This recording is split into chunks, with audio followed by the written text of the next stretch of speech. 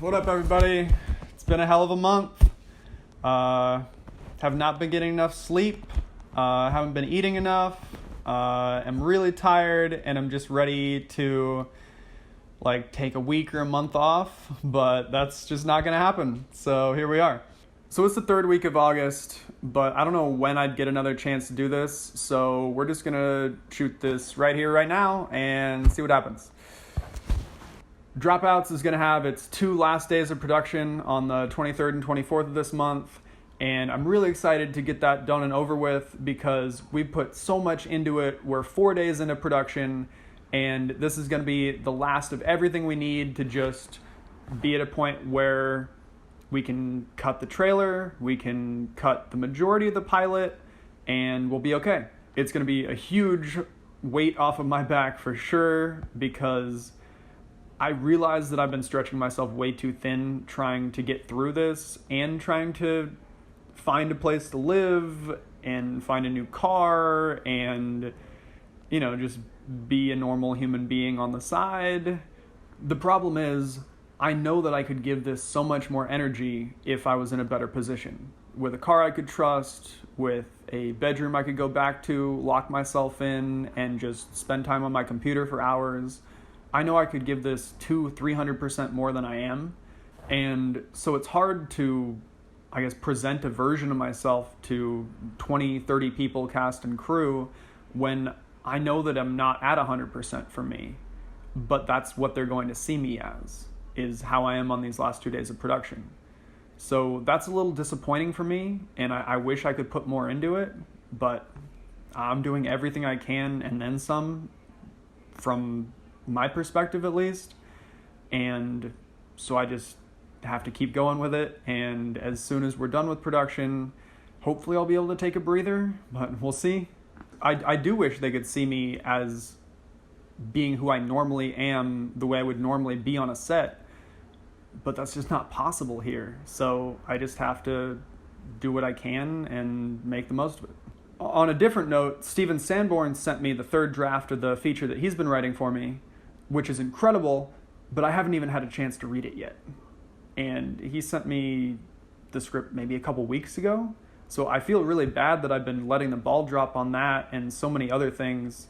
I mean, looking at my phone, the number of messages that I haven't responded to, number of emails I've let slide, even the number of voicemails that I haven't responded to.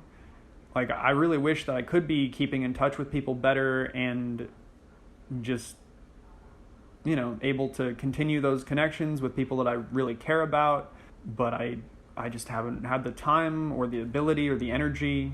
So, I'm going to try to catch up with everything later on, but I realize that it's not going to happen right now. My uncle even sends me different video messages so that we can, keep in touch and stay up to date on each other's lives, because he's moved to the East Coast and, who knows when we'll be able to see each other again. But I haven't even been keeping up with those. I mean, I probably have maybe 2 months of messages that I haven't had a chance to listen to or to respond to. And, I really want to keep that connection with him. I don't want to lose touch, but there's just so much going on right now. It almost feels like I need to just focus on me and what I'm doing in my own life, because if I don't, it's going to fall apart. So it puts me in a kind of an awkward situation where I want to make sure I'm keeping in contact with everyone, but I realize it would kind of be detrimental to my own life if I did right now. But in spite of all that, I still feel a need to be making new content and to be doing stuff.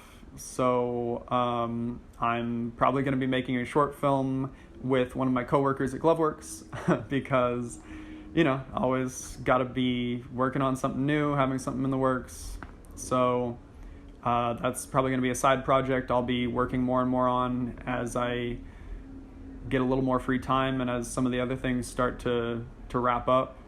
One really cool thing that did happen this month is I went to a screening for The Butcher. It was the last screening, the most up-to-date version of it that I've seen, and it really was leaps and bounds ahead of some of the previous versions. And I also got to meet some of the cast and crew that I hadn't seen before. Like Maria Olsen, all of her scenes had been shot before I was hired on as DP, because there was another camera operator that had done some of the original footage earlier on. So I actually got to meet her and to meet some of the other people that had been related to the film but hadn't been on set. So that was really cool. So I've been thinking a lot about the different stages of homelessness, because I feel like there's on the street homeless, you have nothing, you have no one, whatever you have, you carry with you. Then there's maybe sleep in your car homeless, where you have things you can keep there, you can move from place to place, but you don't have a place to stay. And then kind of a step up from that is where you have a car, you can move around, you can keep things in it, but you also have friends or family that you can crash with. Even if you're not staying at the same place, you can be, spending a couple nights on a couch here, using a shower here, just generally putting your quality of life a little bit better. And I've kind of gone between some of those stages, never reaching full homelessness, but at one point being at the point where I had no car, no job, and no permanent place to stay. I have slept in my car. I have spent a couple nights just on a couch or a floor, but I never gotten to full homelessness, luckily. And I have a couple of incredible people to thank for that, including Max, Caitlin, Amy, Matt, Alex, the Franklins. I've spent a lot of time at Franklin houses when I didn't have anywhere to go. So I'm incredibly grateful to all of you for what you've done for me over the past couple of years, because it's been about 2 years since I've been without a place, but that last time was 3.5 months, and I would say that was probably the hardest time in my life, because I didn't know where I was going to go, didn't know what I was going to do, and I didn't have any support system in LA County that would be able to help me. So right now I'm at the point where I have a car that runs for now, luckily. I have friends that I can crash with, and I have a job. It's just finding a place to live that's been a struggle. And one of the things that I noticed is that two of the hardest parts of that for me are productivity and memory, which I didn't think would be an issue. I noticed that it's a lot harder for me to stay productive because, there are other things going on, other people. I feel like I have to be asking a favor if I want to do work by either borrowing a computer or going over to someone's house where I could plug in my computer.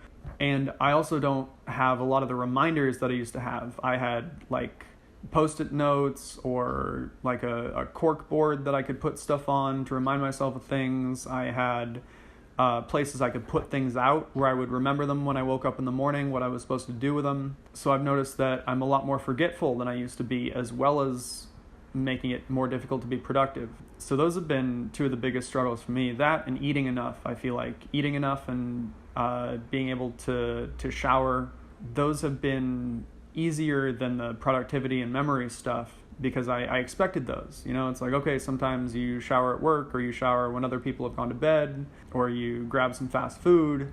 But I guess I didn't remember from the previous times that memory and productivity would be as much of an issue as they are. Some irony in there. I also hate feeling like I'm a burden to other people, and I pretty much feel that every day.